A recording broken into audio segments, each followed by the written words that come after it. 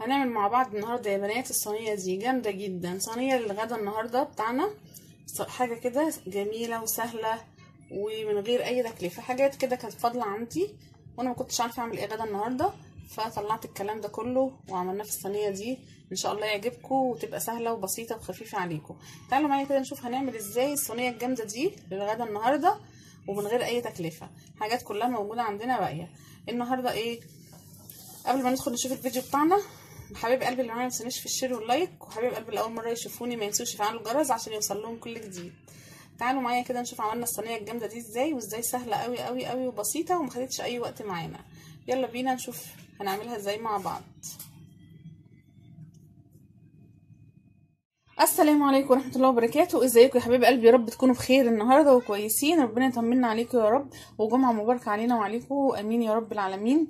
النهارده هنعمل مع بعض وجبه حلوه قوي. انا كنت محتاره ومش عارفه اعمل غدا ايه بجد بجد صدقوني، وما نزلتش السوق، فقلت اشوف ايه اللي في الثلاجه عندي. فلقيت عندي بتنجانتين رومي، وعندي 2 فلفل رومي كده، و3 حامي، وانا عندي بطاطستين قطعتهم كده صوابع صغيره كده بالشكل ده، وعندي طماطم طبعا في الفريزر، وعندي بصلايه صغيره مقطعاها كده، وعندي حبه ثوم، ومعايا ايه المكونات بتاعتي. 3 بتنجانات رومي انا مقطعاهم مكعبات كده زي ما انتم شايفين كده بالطريقه دي، ورش عليهم ملح. الملح بيخلي الميه بتاعتهم ينزلوا الميه بتاعتهم، اما بنيجي نقليهم ما بتشربش زيت كتير. ماشي اهو. عندي هنا البهارات بتاعتي بقى، عندي بابريكا، ملح، فلفل اسمر، كمون، معلقه هريسه اللي حابب يحطها، اللي حابب ما يستغنى عنها عادي جدا، وعندي مكعب مرق. خلاص كده كل المكونات بتاعتي دي بسيطه جدا وسهله، هنطلع منها اكله زي الفل ان شاء الله يعني تعجبكم. تعالوا معايا بقى كده على البوتاجاز. عندي فيه طاسه عشان نقلي فيها البطاطس والبتنجان الاول، وطاسه تانية عشان نعمل فيها الصلصه بتاعتنا، ونشوف الاكله بتاعتنا دي هتبقى ازاي في الاخر وهتطلع شكلها ايه. ان شاء الله تعجبكم وتبقى زي الفل. تعالوا معايا كده نشوف هنعمل ايه مع بعض.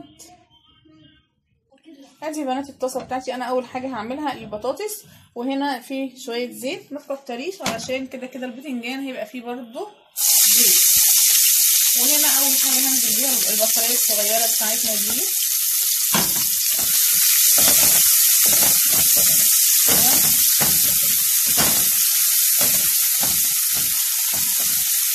هدبل البصلايه وهقلي البطاطس، وبعدين بعديها البتنجان، ونبدا نشوف هنعمل ايه تاني مع بعض. بصلايه بس نخليها صفرا بسيط كده. ماشي.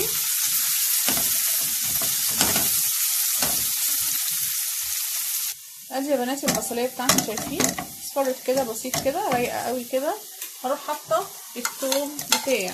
عندنا راس ثوم حلوه كده كويسه اهي، وزي ما انتم عارفين انا الثوم برضو شايله في الفريزر عندي.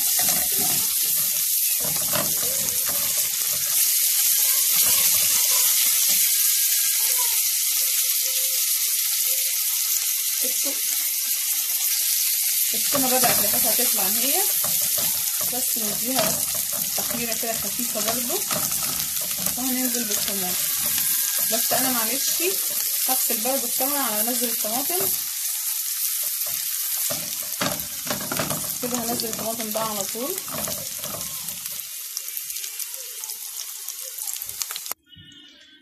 ادي بنات الطماطم بتاعتي انا حطيتها اهي خلاص، وفكت برضو معايا لان هي كانت في الفريزر برضو خلاص ما عادش حاجه. ايه انا هحط بقى كل الكلام ده عليها، المعلقه الهريسه والبابريكا والكمون والفلفل الاسمر والمكعب المرق اهو.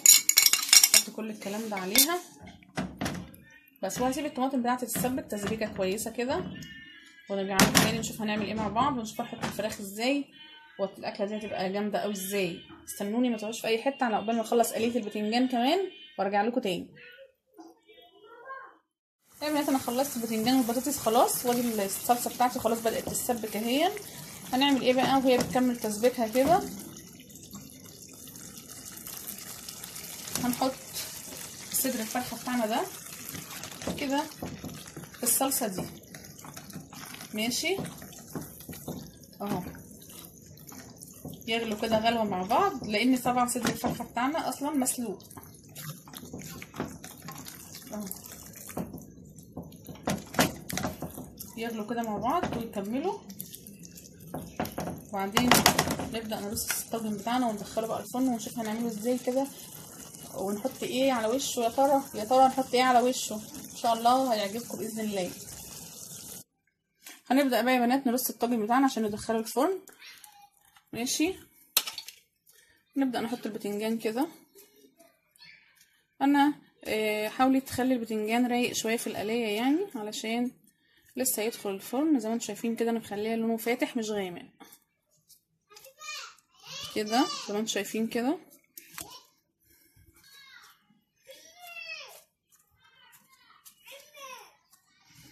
كده باي طريقه كده. هنحط البطاطس بتاعتنا برضو كده.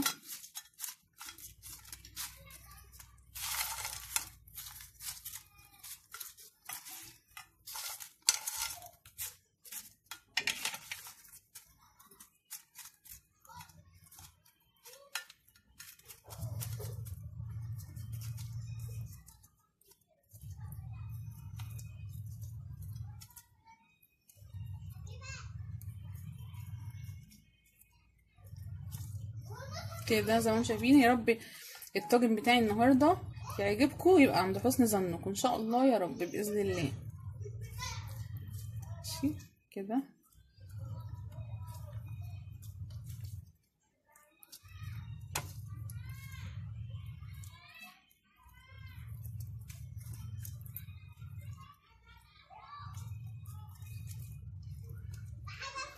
ايه رايكم؟ هنحط ايه بقى؟ هحط معلقتين من الصلصه بتاعتي والفراخ كده كده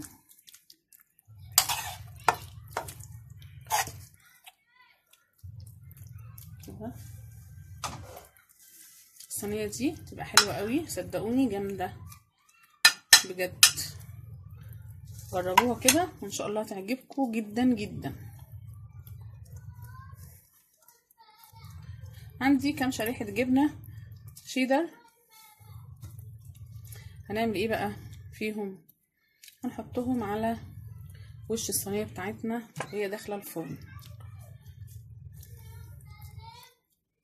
كده زي ما انتم شايفين كده اهو. وهنحط بقيه الفراخ بتاعتنا والصلصه كلها على الطاجن بتاعنا كده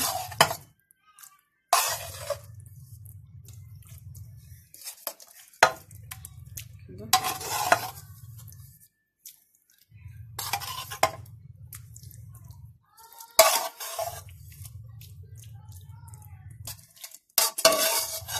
يا رب الوصفه بتاعتنا النهارده تعجبكم وتبقى سهله كده وبسيطه ومش مكلفه خالص. صدقوني هي مش مكلفه خالص خالص يعني، كلها حاجات موجوده عندنا.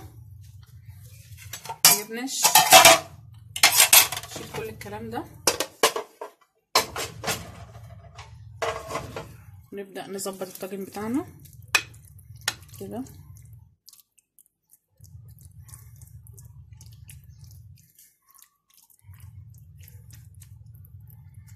كده زي ما انتم شايفين كده.